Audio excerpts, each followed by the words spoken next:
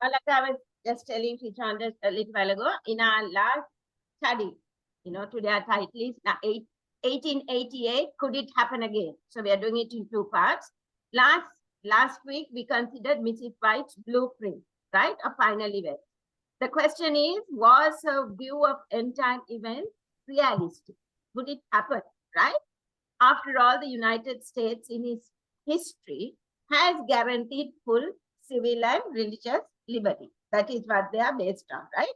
Now, this is America is the land of the free and the home of the brave. They are very proud to say that, and they have every reason because so far it has been so. However, as we have seen, as we saw 2 weeks ago, the national reform movement in the last half of the 19th century proved that such a scenario could take place in time of national emergency. Now in 1988, they were just coming out of the Civil War and America was rebuilding itself. So then they were pushing for this, right? So if there is a national emergency, there is a great possibility that this could happen. And many people during the 1988s were persecuted in certain states. One was, southern state, I think it was Texas, if I remember correctly, because they did not respect Sunday as a day of worship, right? So because when the state, when religion brings in, uses the state to enact their agenda, there automatically comes persecution takes place, right? Now, in today's lesson, we will show that in the latter half of the 20th century, religious movements arose in the United States similar to the one in the 19th century. Now, this driven movement was by religious leaders and certain political leaders to also use the state to favor the agenda of the church, right?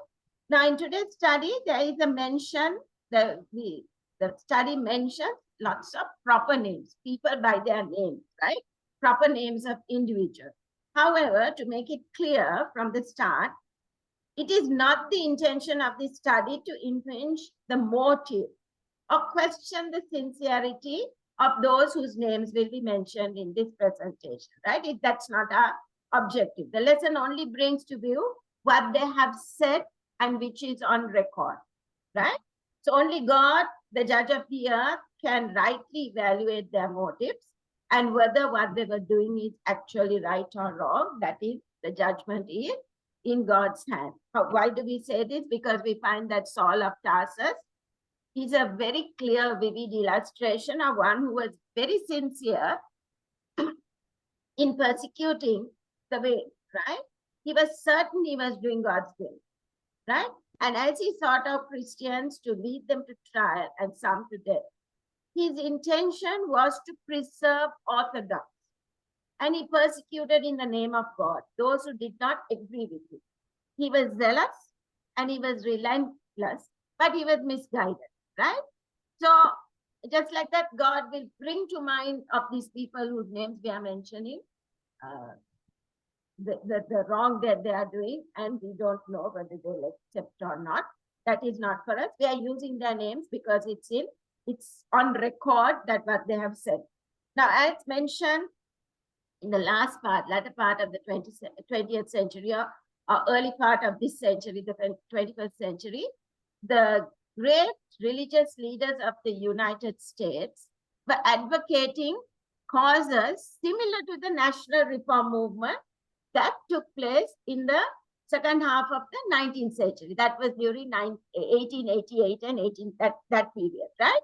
Now, a humanist philosopher, Friedrich Nietzsche, once wrote some very wise words. He said, "Be careful when you fight the dragon, lest you become a dragon."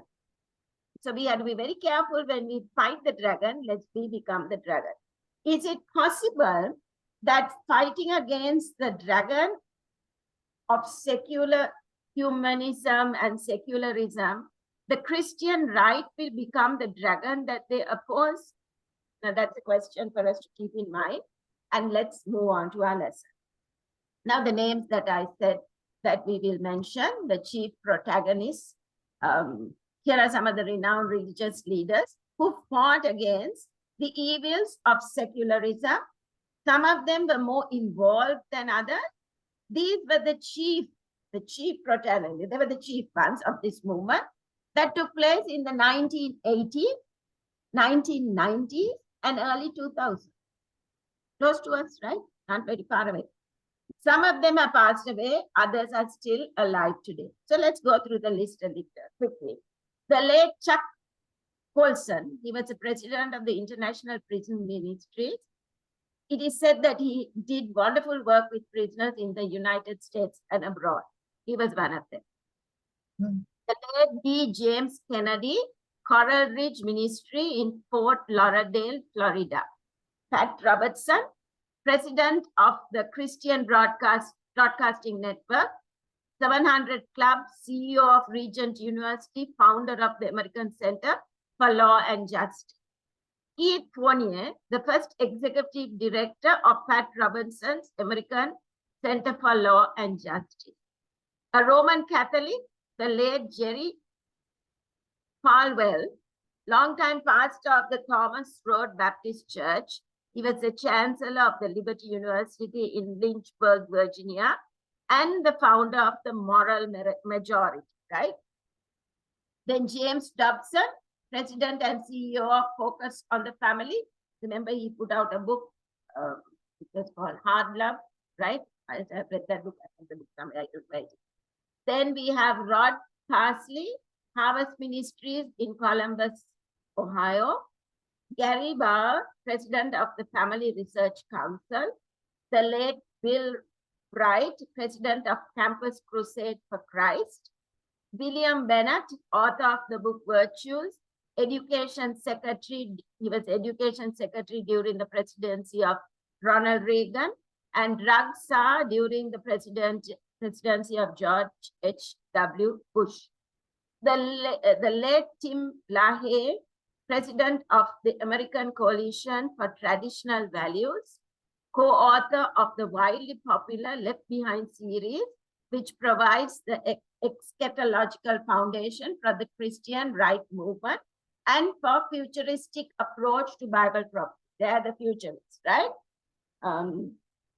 John Hagee, pastor of the Cornerstone Church in San Antonio, Texas, and a prolific author on Bible prophecy from a futuristic perspective, right? He believes it will happen in the future. He doesn't believe in the historical way. Then we have Ralph Reed, the first president of Pat Robertson's Christian Coalition.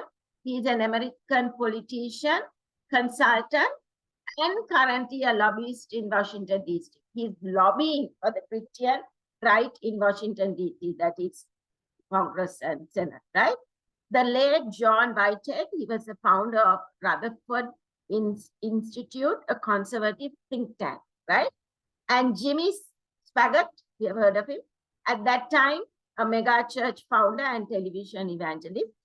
And the late William Rehnquist, he was Chief Justice of the United States Supreme Court for 19 years. Now, these were all the chief protagonists to this movement.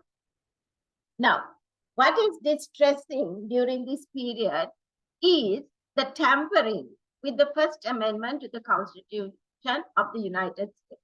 They were trying to rewrite, they were fidgeting with, they were tampering with it. Some of the political and religious leaders of this religious right sought to reinterpret the First Amendment, saying that it forbids a national religion, not a national church, right? But does not forbid the government from aiding all religions equally. If you look at it, people are very good at rationalizing what they think is right, okay? And they end up believing what they are saying. Now, similarly, in 1994, the Republican Party in Congress unveiled an agenda. Now, we know that the Congress is where they make laws in America, and the Republican Party and the Democratic Party. So this is talking about the Republican Party. They unveiled an agenda in the book, Contract with the American Family, On page 4 and 5, we find the following interpretation of the Establishment Clause. This is what they wrote.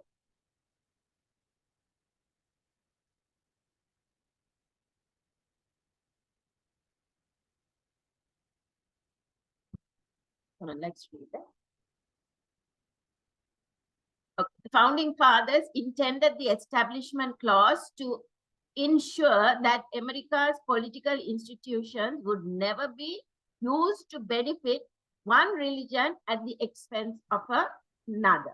Now, what is interesting is that at this time, the Speaker of the House was Newt Gingrich, who was a Baptist and who had converted to the Roman Catholic faith. Also found in this book, Contract with the American Family, are the following words. They, that's the Europeans, believe that the European system of officially sanctioned state religions benefited neither the state nor the religion involved. Indeed, it was from such systems that the Pilgrims and the Puritans fled. This is what is rightly meant by the phrase separation of church and state. So they are giving this phrase separation of church and state a different take on it. Their take on it, right? Now moving forward. In other words, what the contract with the American family is saying is that the First Amendment simply prohibits the establishment of a national church, right?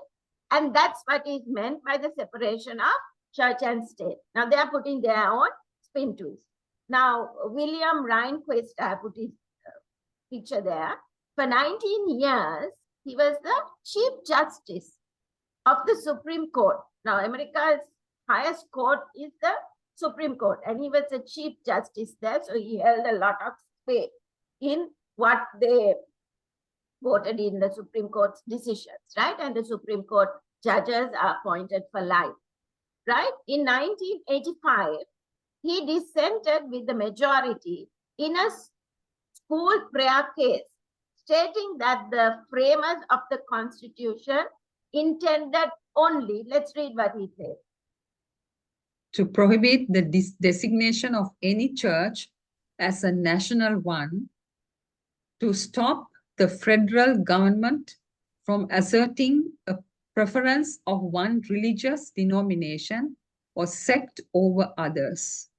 Okay, now this was a revisionistic interpretation of the Establishment Clause, right? Because nowhere in America's Establishment Clause of the Constitution does it refer to the non-establishment of a church or a religion, but rather of a religion, period. It's not talking about a church or religion, it's talking about religion as a whole, right? Now, the founding fathers of the American Constitution certainly knew the history of the papacy and the colonial period that took place in America before they became independent, where the state established a specific church at the expense of others. So now he's saying that is what it means, separation of church and state. Now he is the top lawyer for the country. Now the founding fathers knew that the papacy, a church, used the civil powers of Europe to enforce its agenda and to persecute anybody who was not in harmony with the church. They also knew the history of the colonial period, where individuals were punished with civil penalties for not going along with the desires of the established church, which was the Church of the Puritans or the Anglican Church, because it came from England. Now, the Puritans and the ones who came from, who escaped persecution, when they came to America, they did the same thing. They tried to enforce that people should keep that particular religion. So the founding fathers of America, they could have worded the First Amendment, Congress shall make no law respecting the establishment of a church or a religion. But they did not do that because they knew clearly the history of the persecution in Europe and what took place during the colonial time, right? So they did not want the state to meddle in religion. They just wanted religion to be separate and state to be separate, right? So that is why they wrote the American Constitution as such, the First Amendment as such. Now, Rehnquist affirmed that the Establishment Clause merely, this is what it says in the book The Day of the Dragon, page 79. Forbade the establishment of a national religion and forbade preference among religious sects and denominations, prohibit the federal government from providing non-discriminatory aid to religion. Now, he believed that the Establishment Clause did not prohibit the federal government from providing non-discriminatory aid to religion. That was his interpretation of that clause, right? Now, what does he mean by that? In other words, in his view, it was acceptable for the government to aid religion. So that means the state was aiding religion as long as it provided for all religions equally, right? Would this mean government aid not only to the Christians, but also to the non-Christian Christian religions like Islam, Buddhism, and Hinduism, right? Now that's a question. Now, if the answer is that it can distribute among all denominations that are Christian equally, then that would be the establishment of Christianity above other religions. Now, America is not a Christian nation. It's a nation built on Christian principles, but it's not a religious nation. It's a secular nation. State is separate, religion is separate. Now, Pat Robertson, he agrees with Rehnquist and added his own touch regarding the states. This is what he said. The First Amendment says Congress can't set up a national religion. End of story. There's not in the Constitution at any point anything that applies that to the states. Okay. Now he's taking a different role. Now listen very carefully. Yeah? Don't pay close attention to how they are rationalizing. Now, in those times, there was a strong movement in favor of state rights. Now, America has 50 states, 52 states, right? And then they have the federal government. That is the federal is the main government whose laws apply to all the states. But the states also have their laws. States also have their Supreme Court. States also have it. So what he's saying is, those who advocated for state rights, he's saying the states argued that the establishment and free exercise clause applies only to the federal level, to the general, to all of the states, right? Because the First Amendment refers to Congress. Congress is what governs all the states of America, right?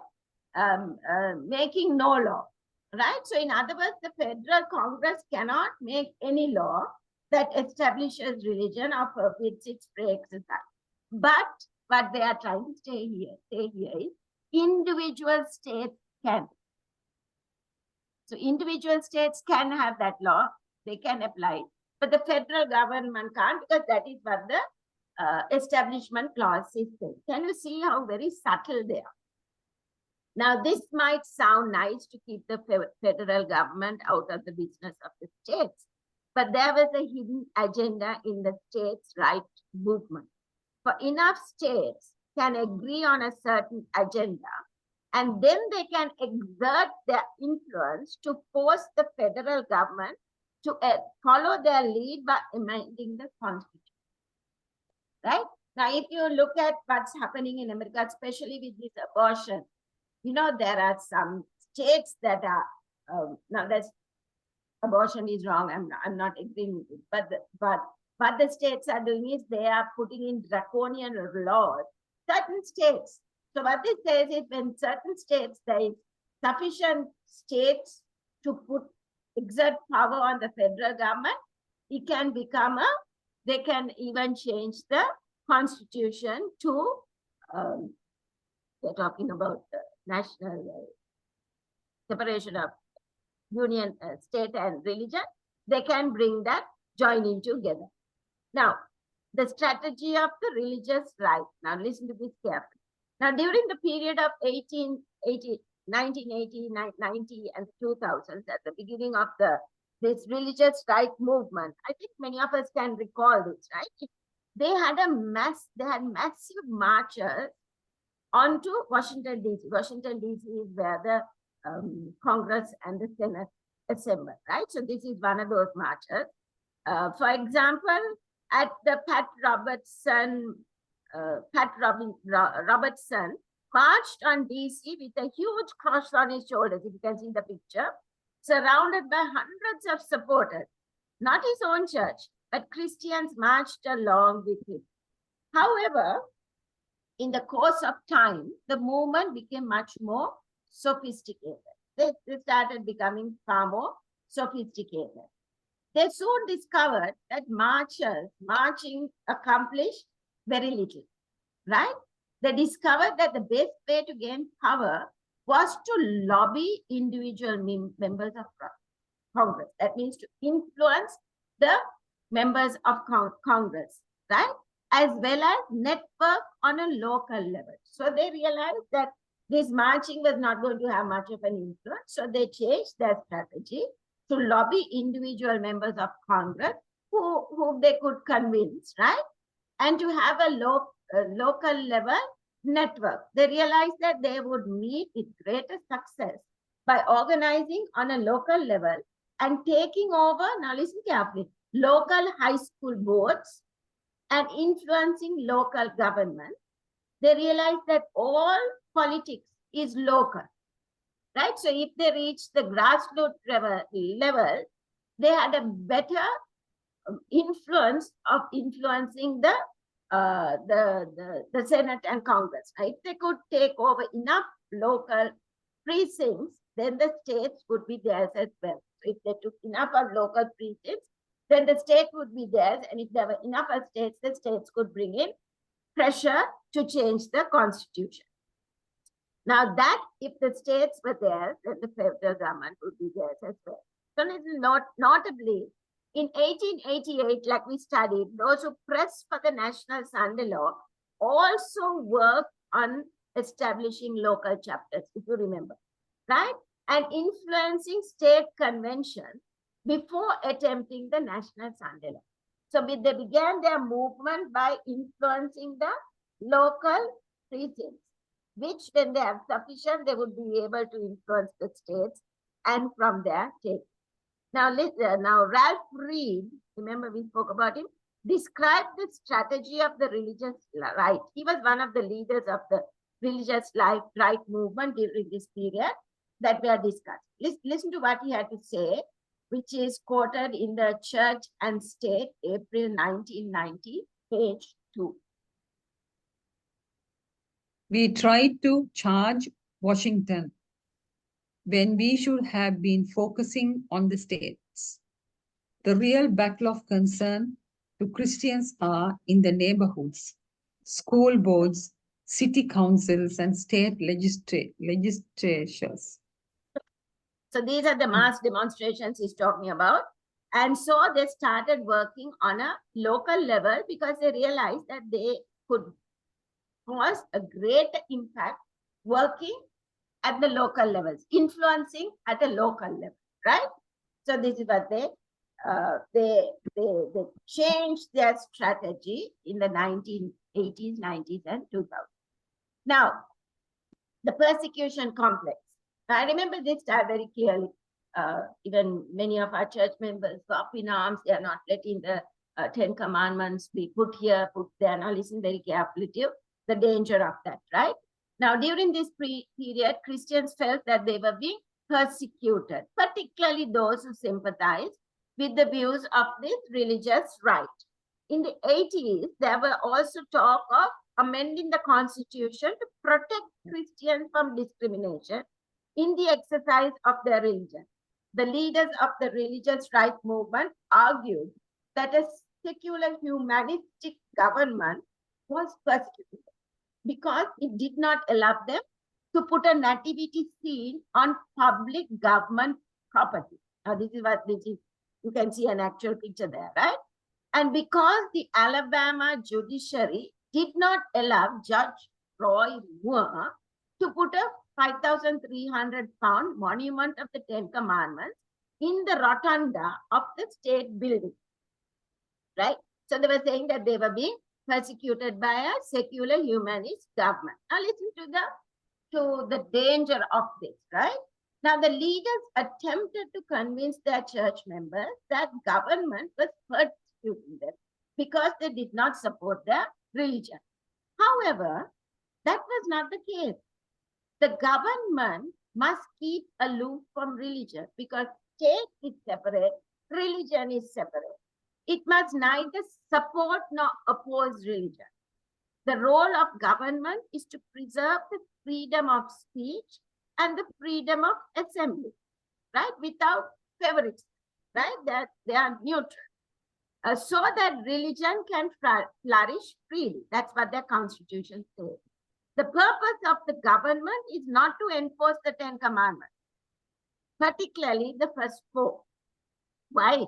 The first four commandments describe our individual duty to God alone. It's our individual duty, right? And the state can have nothing to do with this command. That is individually the person's duty towards God. The state cannot tell them who or why or when they should worship.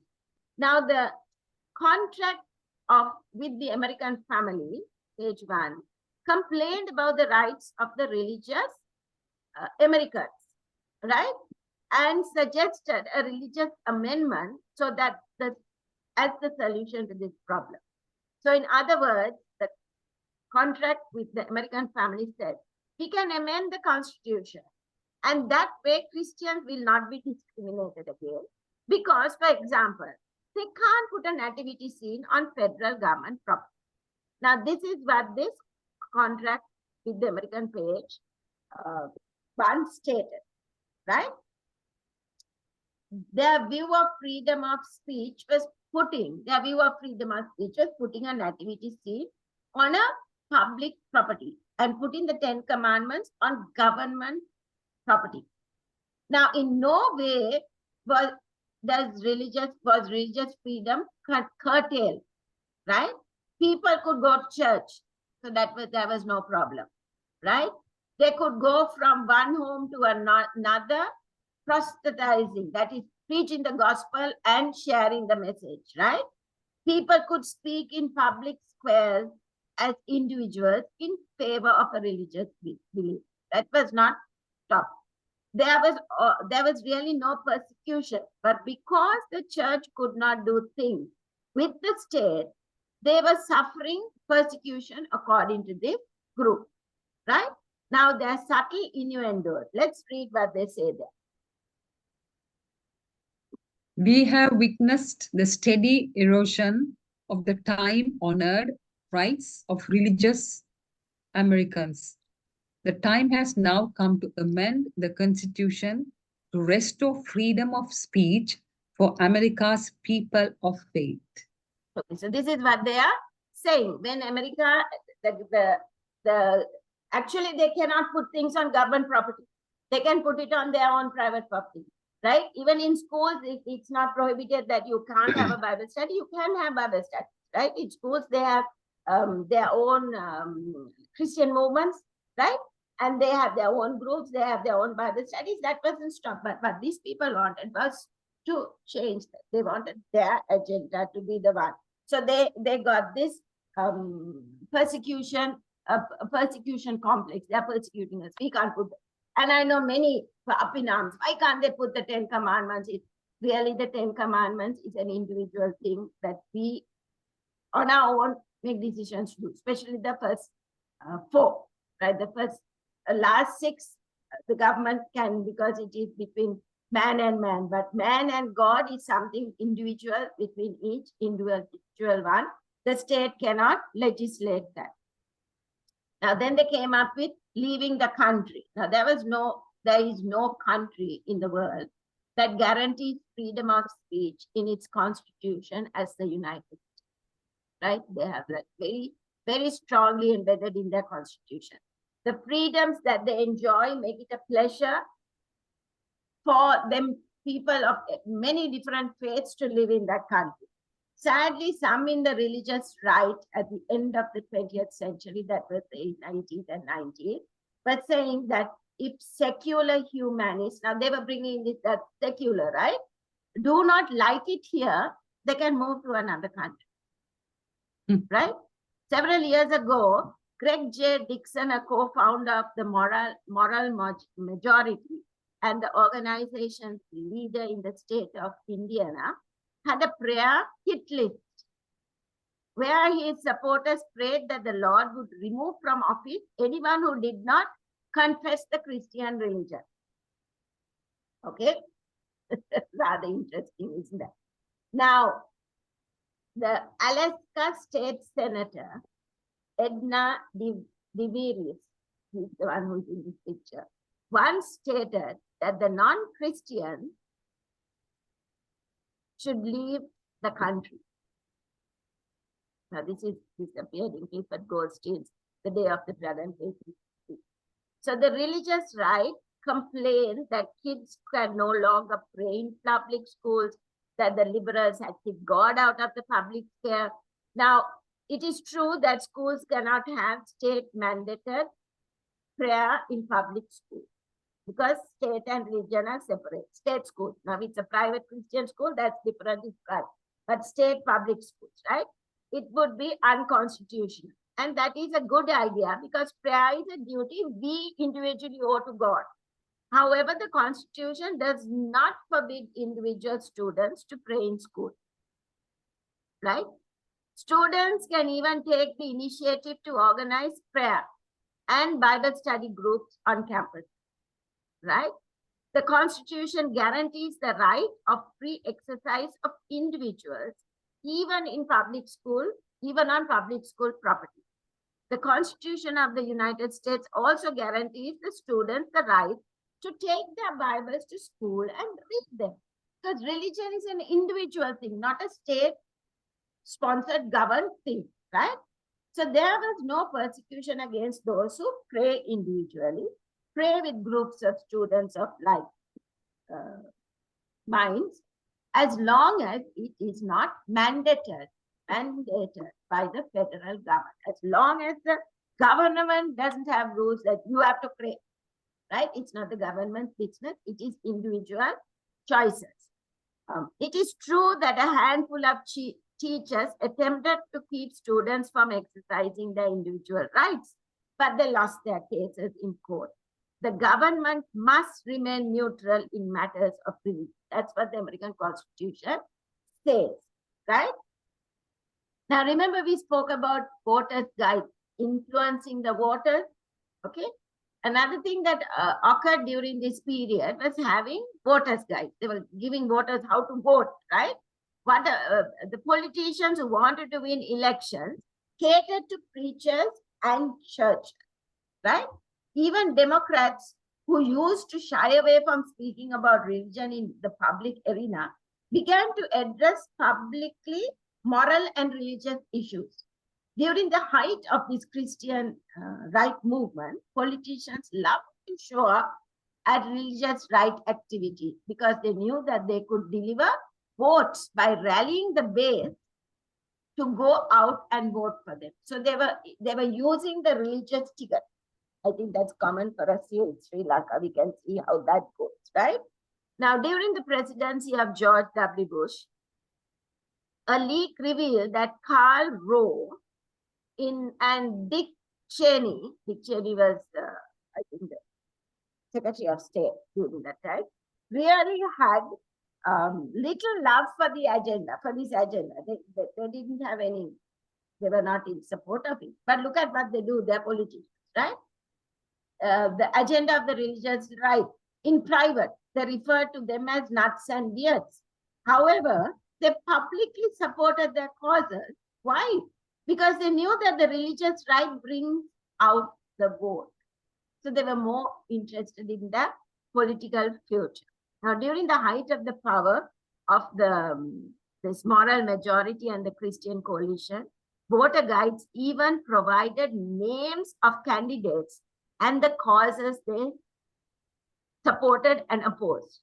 The religious right sought to persuade Christians to vote for candidates that supported their causes and vote against those who opposed. Now, for example, Tim LaHaye affirmed that 25% of federal jobs, this is what is in the Time magazine, right, of September 2, 1985, that federal jobs should go to Christian conservatives, 25%, right? He also stated that no humanist is qualified to hold any government office. This flies in the face of the 14th Amendment of the American Constitution, which states that there can be no religious test to occupy any office of trust in the United States. So can you see the pressure and the psychological effect that they are bringing into play so that they can confuse and kind of brainwash the local precincts, the Christians who have not studied, who think that's a good idea, right? Now, moving on. Now, another interesting feature of the Christian right during this period was the desire to come together, Protestants and Catholics together. And if we recall that leading up to the 1888, the same thing happened. Remember, there was that, but when we studied. Now, during the heyday of the religious right, Protestants and Catholics worked together for common social causes. Now, let's look at some very interesting information we may not have heard about before. Now, Billy Graham was known as the America's best evangelist, right? Now, listen to this very carefully. On August 12, 1993, Billy Graham appeared on the program Good Morning America. At the time, Pope John Paul II was visiting the United States. And Billy Graham said this. Furthermore, on January 21, right, what he said is, I like the Pope, we have the same ideas, right? Furthermore, on January 21, 1997, when the Pope visited Salt Lake City, Larry King, now Larry King was a talk show, very famous talk show interviewer, right? Interviewed Billy Graham on his program, Larry King Live. King was an American author and radio and television host during the time, and he has conducted over 500,000 interviews. He had interviewed many, a cross-section of people, right? Now, here's a portion of the interview. Listen carefully. King, do you feel comfortable in Salt Lake City? Do you feel comfortable with the Vatican? His question. Graham says, oh, I'm very comfortable with the Vatican. I have been to see the Pope several times. And in fact, the day that he was inaugurated, that is made Pope, I was preaching in his cathedral in Krakow. I was his guest. Listen carefully. Then King asks, you were preaching in his church the day he was made Pope? Graham, that is correct, in Krakow. And he chuckled. King said, you must have been shocked. Graham, of course I was. They were shouting on the street.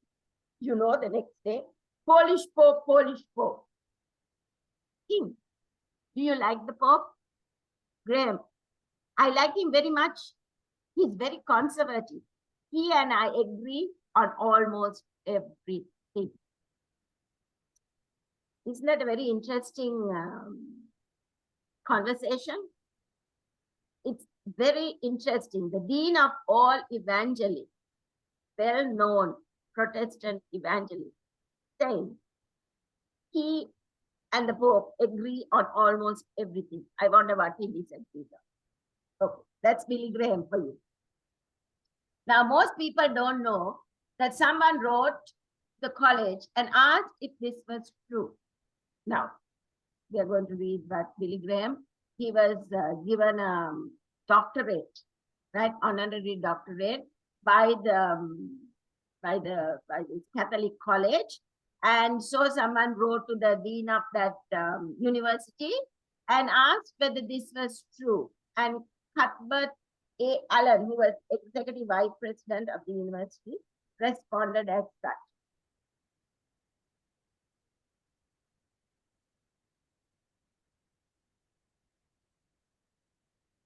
Billy Graham gave an inspiring and a theologically sound address that might have been given by Bishop Fulton J. Shane or any other Catholic preacher. I have followed Billy Graham's career, and I must emphasize that he has been more Catholic than otherwise. I say this not in a partisan manner, but as a matter of fact. I would state that he could bring Catholics and Protestants together in a healthy ecumenical spirit. I was the first Catholic to invite Billy Graham. I know that he will speak at 3 other Catholic universities next month. I believe he will be invited by more Catholic colleges in the future than Protestant colleges. So I'm well pleased then to answer your question. Billy Graham is preaching a moral and evangelical theology most acceptable to Catholics. Interesting, isn't it? This is the Catholic university that awarded him a doctorate. That's Billy Graham for you. Okay. Now the first president of Pat Robertson's Christian Coalition wrote in his book Politically Incorrect. Now this was Ralph Reed, right? This is what he wrote. The future of American politics lies in the growing strength of the evangelicals and their Roman Catholic allies. If these two co-constituencies, evangelicals comprising the swing vote in the South, Catholics holding sway in the North, can cooperate on issues and support like-minded candidates, they can determine the outcome of almost any election in the nation. Nasty nativism and dark distrust about popery and foreign influence have been swept into an ash heap of history. John F. Kennedy's election in 1960 buried the Catholic boogeyman forever. No longer burdened by the past, Roman Catholic evangelicals, Greek Orthodox, and many religious conservatives from the mainline denominations are forging a new alliance that promises to be among the most powerful and important in the modern political era. Do we get the picture? Can we catch the picture? How they are trying to manipulate and influence the elections of the United States? If there is a need to influence and manipulate, then they have an agenda they want to pass, isn't that? If they want to manipulate the elections, they have an agenda that they want to pass. Remember clearly that those who forget the past and learn not from it are bound to repeat the past, especially the negative mistakes of the past. So people, for them to know history, you have to study it, right? You cannot just know history. That is why we are spending time studying. An interesting insight to see is the idea of joining all religions together to fight a common enemy by using the power of the state. Can you see the papacy here? Because they use the state to attack those who oppose, right? So now this is their right agenda. Now Ralph Reed, that's a picture of Ralph Reed, also spoke at the Catholic Campaign for America and said this. The Catholic vote holds the key to the future, and I believe that if Catholics can unite with the evangelical Christians, the Protestants who share their views on the sanctity of innocent human life and the need for religious liberty, the school choice, and common sense values. I believe if Catholics and evangelicals can unite, there is no person who runs for office in any city or any state in America that can't be elected. and there is no bill that can't be passed in either House of Congress or any state legislative chamber anywhere in America. It is the emerging force in the electorate today. The Pope does use the term hierarchy of doctrine. Father Robertson said, obviously, some teachings are more important than others, and there has to be an agreement on those essential points by leaving considerable latitude on other points that are less essential to the faith. Okay. So what is the agenda again? Is the agenda, let's preach the gospel from our pulpit so that the Holy Spirit will change the lives of the people. And then you have a more just and moral society. Is that what they're saying? Obviously not, right? The secret, according to him, is for Protestants and Catholics to come together and then use the political system to implement the agenda of the church so that people will do what they say and the people will become moral because that's what they say. Now, the emerging force that he's talking about here is the union of Catholics and Protestants, right? Now, listen again carefully to the last paragraph that was read. He says, Father Robertson, he's talking about Pat Robertson, said, obviously, some teachings are more important than others, and there has to be an agreement on those essential points while leaving considerable latitude on other points that are less essential to the faith. Is there such a thing as essential points in your faith and non-essential or less essential points in the faith? All points in our faith are essential, right? But here Robertson says there are less essential and more important, right? That is their theory. Now let's see what Mrs. White says. Let's compare all of this that we have just studied with what Mrs. White wrote in the Great Controversy, page 445.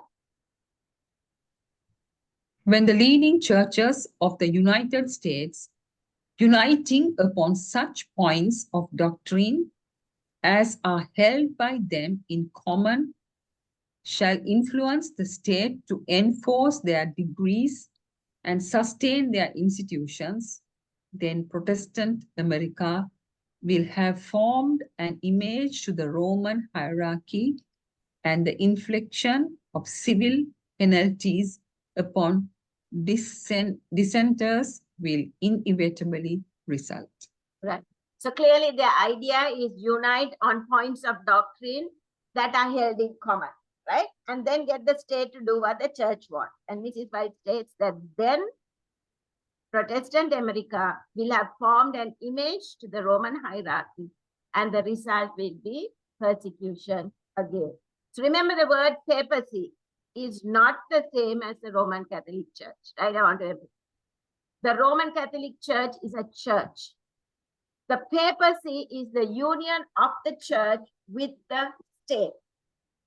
Now, what happened in 1798 was that Pope Pius VI was taken prisoner by France to France, where he died in exile. Thus, France removed the political arm of the Roman Catholic Church, right? And they ceased to be the papacy, they just became the church. Now, because the Roman Catholic churches as churches still continue to function, the church as a church continued to function, people still took their little babies to get baptized, people still went to the confessional, still went to participate in the Eucharist, still did that because the Roman Catholic Church continued. What was wounded was their arm of the state. So the Catholic Church as a church did not cease to function when the papacy received the deadly wound, but the papacy did not because the papacy did not exist, because the papacy had lost the support of France and then later on the other nations of Europe. So what the state support that they got from France and Europe, they lost in 1798. So they got that wound, right? They were inflicted this deadly wound because they lost the influence. They had to influence the state to do their agenda. That is what papacy means, the, the union of state with the church. So the point is that when the United States imposes the Sunday law on the pain of civil penalties, the bottom line is that what is going to be, that is going to be the image of the Roman Catholic papacy, because that is the foundational characteristic of what the papacy is, the union of church and state. That is what papacy is, right? Ellen White wrote that when the leading churches in her quotation, in that quotation we read, of the United States uniting upon such points of doctrines as are held by them in common, shall influence the state to enforce their decrees and sustain their institutions, then Protestant America will have formed an image to the Roman hierarchy. This is the image of the beast, and the infliction of civil penalties on dissenters will invariably result. So when the church joins with the state, and when the church, no longer are denominations fighting among one another, then they will be able to influence the state more fully, more powerfully. And the automatic result will be persecution if you don't go with what they say, like what happened during the 1260 years. Now, there was a document called the Ecumenical Agreement. Now, history clearly shows that the ecumenical and Catholics coming together during the period of the 1980s, 1990s, and the early 2000s with a document. Now, what was this document, right? The document was an ecumenical agreement by 40 of the most influential evangelical and Roman Catholic leaders in the United States. Protestant Chuck Colson, Lutheran turned Catholic, John Richard Nihas developed this 25-page, and John Nihas developed this 25-page document. Okay. Now, when the 40 influential leaders signed the document on March 29, 1994, Colson and Nihas remarked such that was found in the US Today magazine of March 29, 1994. Shall we read that? Evangelicals and Catholics have been finding one another as Christian brothers and sisters in various activities, notably in the pro-life movement and the charismatic renewal.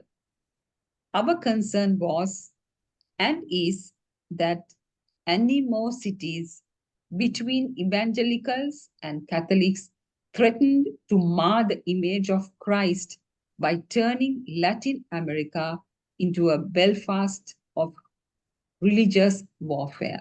Okay, so what are these two saying? Nihas and Colson. One of the notable elements in this document is that it discourages proselytization, right, between the Protestants and Catholics, especially in Latin America. Now, Latin America, South America is a majority are Catholics, right? Those countries where there are thousands upon thousands of Catholics who are leaving the Roman Catholic Church every month and joining various Protestant denominations, including the Jehovah's Witnesses, the Seventh-day Adventists, Pentecostals, Mormons, and Baptists. So they said, no, you can't evangelize our people. Now, this mass exodus from the Catholic Church to the various Protestant organizations has been a matter of great concern to the Roman Catholic Church. So in this document, the Catholic and Protestant leaders agreed to stop stealing one another's sheep. Okay? They agreed that instead of arguing over what they considered insignificant points of doctrine, they should rather unite forces to fight against the common enemy. That is secular humanism. They decided to join forces to fight against abortion, homosexual marriage, euthanasia, and pornography. Now, those are all bad, but the agenda behind what they are doing is what is dangerous. Now, in an article in the US Today described the nature of this ecumenical nature, it says, leaders in a statement are urging the nation's 52 million Catholics and 13 million evangelicals to no longer hold each other at theological arm length and stop aggressive proselytizing of each other's plot. In short, to turn their theological sports into a recognition of a common faith. Now, this happened in 1994, not very far away, friends, not very far away. Now, Keith Fournier was one of the signers of this document, right? He wrote a book titled House United, where he described these incredible ecumenical implications of this particular document. Let's read what he has to say there. Catholics, Protestants, and Orthodox can come together, must come together, and are coming together. The wall of separation is cracking. Portions of the wall are beginning to fall away. Christians are walking up and starting to see each other as family. Now he's referring to the wall of separation that is between the Catholics and the Protestants, right? Now the question is, how could Protestants reach this point where they were willing to stretch forth the hand and take the hand of Roman Catholics, setting aside the differences in doctrines and fighting for common social causes? Remember, the Protestants protested against what took place in Europe, and that is why they ran to America, where they would have freedom to worship the way they wanted, right? Because of the 1,200 years, what was taking place in Europe at that time, right? Now, obviously, for them to talk about this in the 80s, 90s, and 2000, early 2000, obviously, there has to be a radical change of attitude of the Protestants towards the Roman Catholic Church. The question is, why did they have this change? What broke those walls that they had in their mind? Interesting. Listen to this. John F. Kennedy was the first Catholic president of the United States. Let's look at a historical experience that took place during the time when John F. Kennedy was running for the presidency of the United States. Now, this was the year 1960, and it was during a very heated campaign, and the Protestant ministers in Houston, Texas, they were very concerned that perhaps John F. Kennedy, if he became president, he would implement Roman Catholic principles into the United States.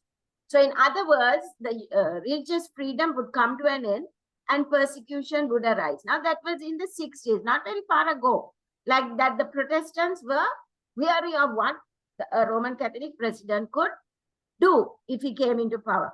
So in the 1960s, Protestants were still very suspicious of the aspirations of the Roman Catholic papacy. Now let's read what John F. Kennedy said to these religious leaders, right? Those pastors of the Ministerial Association of the Houston area. If you listen to what he says, John F. Kennedy almost sounded like a Protestant. Now this took place on September 12, 1960. He said, go ahead, Esther.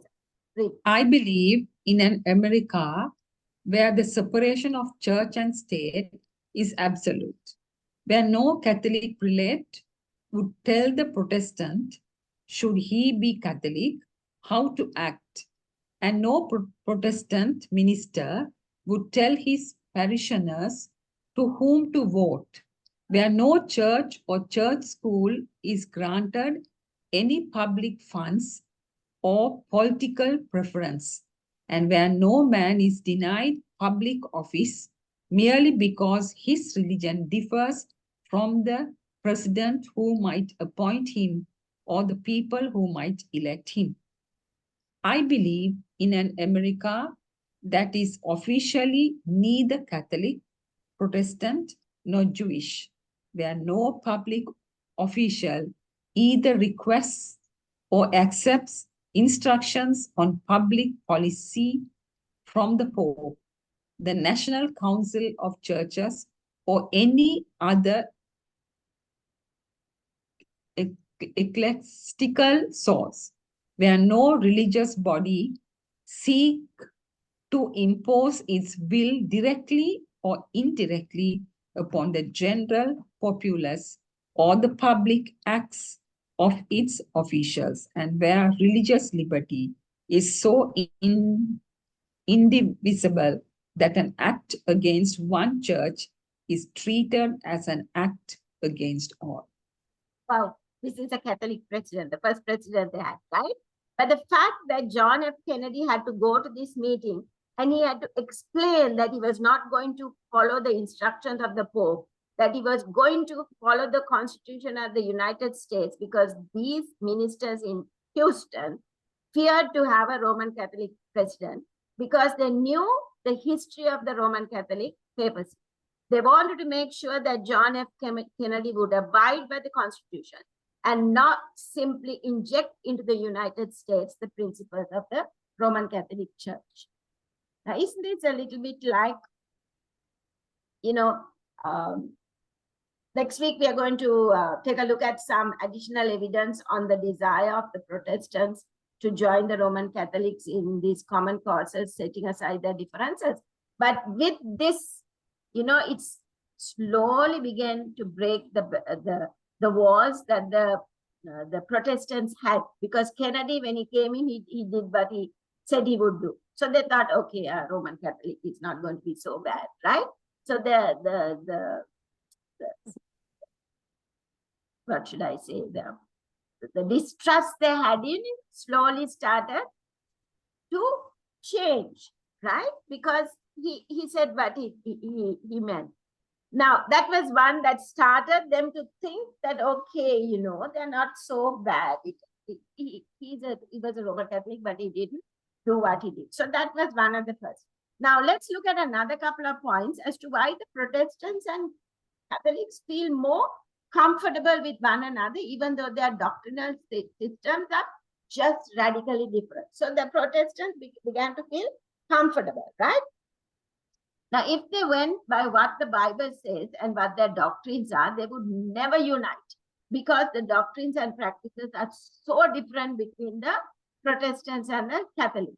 What is it that led to the melting of the ice between these two?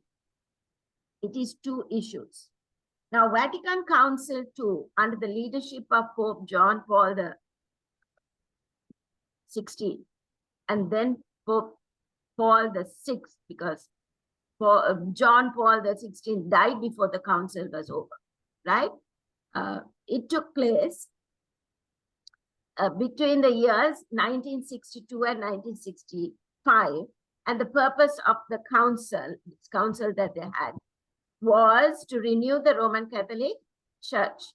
In fact, the Italian word that was used was Gionamento.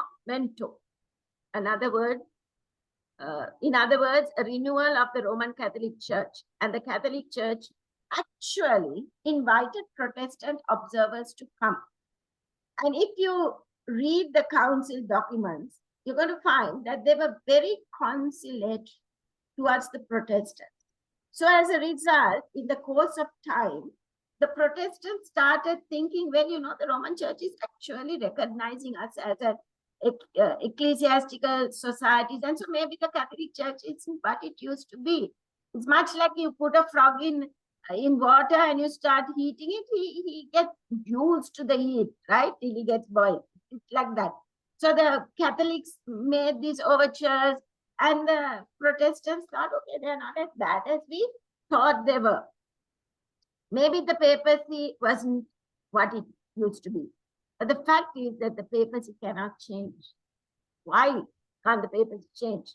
Because if the papacy decides that it's not going to be a state, it's only going to be a church, then it ceases to be a papacy. Why is it called papacy? Because it's a church and state, the joining of church and state. Because remember, the papacy is a system where you have a church and a state as one. Take, for example, our Seventh-day Adventist Church. We have a president, but we don't have we are not a political entity. We are a church. We are not a state. Now listen to this carefully. But when it comes to the Roman Catholic Church, it is a church and it is also a state. It is one of the smallest countries in the world. They have their own currency, their own laws in Vatican, right? And as a state, it has its own seals. It has its own ambassadors that represent the Vatican before practically every country in the world. They are called the nuncios, Vatican representative accredited as an ambassador to a civil government that maintains official diplomatic relations with the Holy See. And so we find that this church, through its own seals, can influence the political systems of many nations because the papacy is not only a church, but it's also a state. And so it can use the power of the states of the world to implement its agenda. Though the Holy See is a state, it doesn't have its own army. It uses the armies of the other states it controls. Remember that, right? This is one of the ways in which the ice was melted. First of all, because of the election of John F. Kennedy, we all know that while he was the president, he was assassinated. But we know that during his presidency, he did not introduce any Roman Catholic principles into the United States government. So that fear that people had that the Roman Catholic president of the United States would introduce Roman Catholic doctrines was removed that fear. Then we have the Vatican II, where even the Protestant observers were invited to come. And the Protestants are no longer called heretics, but rather they are called separate brethren. They are called the daughters of the church. And the mother is calling them back into the union with the church. And one thing they use is let's love. Let's forget doctrines. Let's love one another. Heard that before? Notice that the language is very conciliatory. And so Protestants no longer see a danger because they thought the papacy has changed. But it can't be for the simple reason, like we said, papacy cannot change. If it changes, then it ceases to be the papacy, right? Now, this brings to mind what Jesus said when Pilate asked him whether he was a king. What did Jesus say? He said, my kingdom is not of this world. If my kingdom were of this world, my servants would fight so that I would not be arrested. On the Mount of Temptation, we find that when Satan offered Jesus all the kingdoms of the world, Jesus refused to look. He said, no, I will not receive the kingdoms of the world. I did not come to take over the throne of the world. Jesus' kingdom is not of this world. Now, when Jesus was in the Garden of Gethsemane, he was agonizing, sweating drops of blood. We find that a religious guard of the Roman temple comes to arrest Jesus. And of course, Peter, who the Roman Catholic Church believes is the first pope, takes out his sword and swings his sword and cuts off the ear of the high priest. Maybe Peter was aiming for the head, but instead he cut the ear because remember, Peter was a fisherman. Now that's just a thought. He wasn't a soldier, right? What did Jesus say to Peter? Jesus said, Peter, put away the sword, for whoever kills with the sword will die with the sword. Now, it is no coincidence that in Revelation chapter 13, when it speaks about the healing of the deadly wound, we are told that the papacy was wounded by the sword. And the sword was of the civil power, right? The way in which the papacy will recover its power is when the civil powers of the United States and then of the entire world lend them their power to the Roman Catholic papacy to implement Sunday as the day of rest. So the Holy See, though it's a state, the smallest state in the world, it doesn't have a military. But when the papacy comes into power, they will use the military of the other states that they will control. Don't for a moment think that it will not happen. Remember that. But it almost happened in 1880s. We know the law was not finally implemented. It was stopped, but the movement was there. We also noticed that in the 1980s, 1990s, and early 2000s, a lot of things happened and are even happening today. We will look at this in a future study. The third factor that makes Protestants feel perfectly at ease with the Roman Catholic papacy is because the Protestants today, the conservative Protestants, the evangelicals, believe that the Antichrist is going to arise and sit in a temple in the Middle East. And the church, of course, by this time, they believe in the rapture, will be raptured. And then the Antichrist sits and reveals the Jewish temple. He's going to create a great big statue, and he's going to command everyone to worship that big statue. And that is the mark of the beast. They have got biblical prophecy all wrong. So then they are comfortable with what is happening. And they believe that he's going to put a tattoo on the foreheads and the right hands of those who are left behind after the rapture. And so all Christian eyes these days are looking to the Middle East for the fulfillment of Bible prophecy. They are looking to the Muslims, they are looking to all the events that are happening over in Israel, thinking and saying prophecy is being fulfilled there. There you find a great support by the evangelicals towards Israel, because they think that is from where prophecy is going to end. Now, while the prophecies that have to do with the papacy, which is the beast, the little horn, the abomination of desolation, the harlot, or whatever name the Bible uses to describe this system, they cannot see the role of the papacy in the fulfillment of prophecy because they're looking in the wrong place. And they feel comfortable with the papacy. It will be the same with the United States in prophecy. In Revelation chapter 13, verses 11 to 18, clearly points out that the United States is going to make an image of the papacy by uniting the church and state. What is the papacy? Papacy is it's a church and state united. Making an image is when they unite the church and state in America. And whoever does not go along will be persecuted. Even a decree not to be able to buy and sell, and a decree eventually that enforces the death penalty upon those who keep God's holy Sabbath. Now, another factor which we will discuss in another lesson in our series is that the Protestantism has become politically correct. Mrs. White calls it false charity. It's being nice. Let's just be nice. Even when we see something that's done that is wrong, don't rebuke it.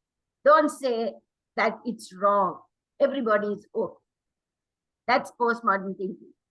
Has basically blurred the distinction between right and wrong, between good and evil. And for that reason, people will feel very comfortable with that which the Bible openly opposes. Okay.